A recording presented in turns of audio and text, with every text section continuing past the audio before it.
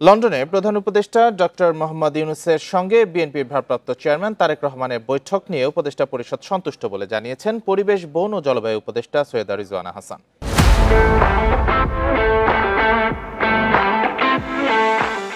সকালে ঈদের ছুটি শেষে সচিবালয়ে প্রথম কার্যদিবসে যোগ দিয়ে একথা জানান তিনি। সৈয়দা রিজওয়ানা হাসান বলেন, যে কোনো ধরনের সমস্যাই সংলাপের মধ্য দিয়ে সমাধান হয়।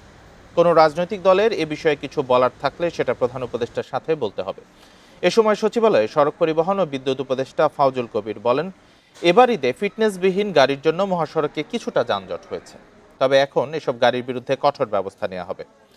এর আগে সচিবালয়ে মৎস্য প্রাণী সম্পদ মন্ত্রণালয়ের উপদেষ্টা ফরিদা আক্তার বলেন, এবছর রাজনৈতিক কোরবানি কম হয়েছে, ঈদে বড় গরু বিক্রিও কমেছে। এবার ঈদে 1,25,00,000 পশু ছিল কোরবানির জন্য, এর মধ্যে সারা দেশে 97 লাখ পশুর কোরবানি হয়েছে। আমার কাছে পরিস্থিতিটা বেশ স্বস্তিকর মনে হচ্ছে। হ্যাঁ, আর এখন রাজনৈতিক দলগুলো তার অবস্থান থেকে কথা বলবেন।